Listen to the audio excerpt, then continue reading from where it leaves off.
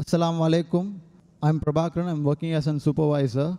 Firstly, I would like to know there is a common saying in most of the religions that whoever follows God's sayings religiously will go to heaven, and if not, will go to hell. Taking this into consideration, I would like to know what will be the status of non Muslims on the day of judgment. Secondly, I would like to know the importance of the holy month of Ramadan for the benefit of non Muslims who have come here. And finally, I would like to say, from the little experience I have gained in my life, I can strongly say Islam is the only religion which has clear cut, sound theoretical knowledge supported with logical examples with reasoning.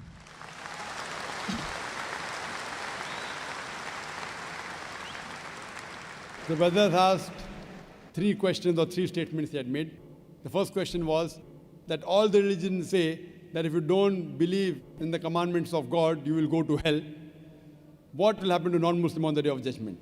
Brother, as I mentioned earlier, the Quran says in Surah Nisa chapter 4 verse 48 and Surah Nisa chapter 4 verse 116, Allah, if He pleases, He may forgive any sin, but the sin of shirk, associating partners with God, He'll never forgive. So if a person dies as a non-Muslim and he associates partners with others, he believes in false gods, he does idol worship, he shall never go to heaven. Compulsory he'll go to hell. To go to heaven, you have to believe in one God, worship Him alone, and follow His commandments. Regarding a second question, what is the benefit of the month of Ramadan to the non-Muslims? Quran says in Surah Baqarah chapter 2 verse number 83, fasting has been prescribed to you as it was prescribed to people who came before you so that you may learn self-restraint. The reason we fast is because we increase our taqwa, our God consciousness, our piety. And Surah Baqarah chapter number 2 verse 185 says, Ramadan was the month in which the Quran was revealed as a guidance to the whole of humanity, as a criteria to judge right from wrong. Ramadan is this month in which the glorious Quran, the last and final revelation, was revealed to the last and final messenger, Prophet Muhammad, peace be upon him. And the Quran says, this Quran is a guidance for humanity, not only for Muslims or for the Arabs, for the whole of humanity. And it is a criteria to judge right from wrong. So this month of Ramadan, how does it benefit the non-Muslims? Quran was revealed in it as a guidance for whole of humanity, Muslims and non-Muslims. Furthermore, beloved Prophet Muhammad said, Ramadan is the month in which the Satans, they are imprisoned. The gates of heaven are open and the gates of hell are closed. That means there are more chances you'll do good deeds. A person does more good deeds in Ramadan, the chances of him doing bad deeds is less. As far as non-Muslims, the message of Islam may go very well in the hearts of the non-Muslims because the devil, the Satan, the imprisonment. So more chances of the non-Muslims accepting Islam. More chances he'll come closer to Islam.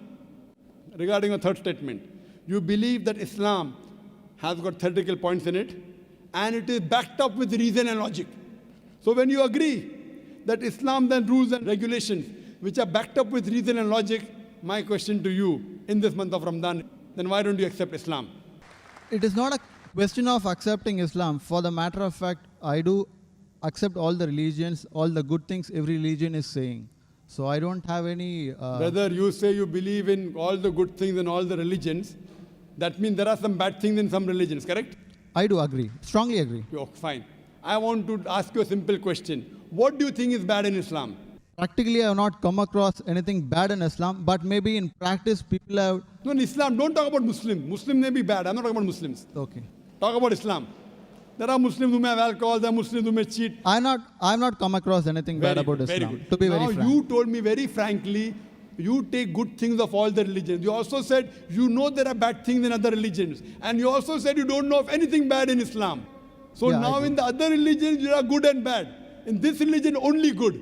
Suppose I give you 2 glasses of water. One is pure water. Other water, pure water, and 1 drop of urine. So which water will you drink? Good water, of course. Good, pure water. So this is a pure religion. Absolutely pure, without adulteration. Now, when I realize it is pure, when you are thirsty, you will drink the pure water. No, I believe it is pure, but I won't drink it. It doesn't make sense. If I want to get admission in a university, I do my survey. This university is the best. Why don't you take admission? No, I'll think about it. If you don't have the money to pay your fees, fine. University is very good, but too expensive. I can't afford the fees. Islam is free. If you agree it's the best, you have to accept it. Or maybe it's a hypocrisy. See, if I agree it's the best, I have to accept it. If you know there are no faults, that means God will question you on the day of judgment. If you agree, God gave you the message in your heart, it is the best religion, why don't you accept it? See, if you agree it is the best, it's illogical. It's illogical not to accept it. If you think there's something bad, I will clarify your misconception now. If you agree it's the best religion, if you agree it's the most logical, unless you are illogical. If you are logical, you have to agree the most logical religion. Unless you consider yourself to be illogical, brother. You know, sometimes, brother, emotions. What will my mother say? What will my father say? What will society say? Muslim! So these things may prevent you from accepting. I agree. It's difficult. It's not easy, brother. But if you are logical, if you are scientific, you have to accept what is best. Therefore, I say, if someone proves to me any religion better than Islam, I will accept it. If someone proves to me today, anytime, there's any religion better than Islam, I am ready to accept. If someone proves to me Christianity is better, I am ready to accept Christianity. Someone proves to me Hinduism is better, I am ready to accept Hinduism. I am not just talking. I have discussions with the doctors of divinity, with the top Christians. I am not a scholar, I am a student. I consider myself to be a student of comparative religion. But I have dialogues and discussions and debates with the top scholars of Hinduism. You know the most popular Hindu speaker is Sri Sri Ravi Shankar. Have you heard of him? Very much. Yes, he agreed with the Quran. I'm He a big agreed fan of him, in fact. You are a fan of him, mashallah. Have you seen my debate with Sri Sri Ravi Shankar? No, I'm not seeing. So you should see the debate with your hero, Yeah. Sri Sri Ravi Shankar, Sure. and the student of comparative religion. Inshallah, if I get an opportunity, definitely. Yes, and since you agree, even he agreed that God has got no images. He agreed in the truthfulness of the Quran. Unfortunately, he didn't accept it. You know why? If he accepts, he will lose all the following. I agree. You agree. Do you have a following? Do you have a following, brother? No, I don't have any following. Very good. So what will you lose?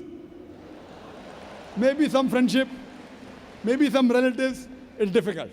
It's difficult. But if you know the truth, you should accept it. There's nothing wrong about it. Actually, so far as of now, I have not thought of about this because this is the very toughest and hardest thing in life to make. Think today in the month of Ramadan. You ask me, how does it benefit non-Muslims? It benefits a non-Muslim in opening the heart towards the truth. So I request you to think it over. If not today, yet you have another 3 weeks. Another 2-3 weeks you have till the month of Ramadan. If not today, except in the month of Ramadan, it will benefit you. And inshallah, I can tell you that inshallah, if you accept Islam, all your previous sins will be forgiven. 100%. So today if you accept Islam, if suppose you die today, I can tell for sure you will go to Jannah.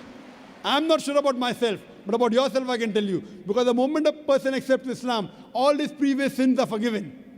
If you accept Islam and if something happens to you today, I don't know about others. Inshallah, you'll go to Jannah. Thank you very much. So I'm waiting for acceptance.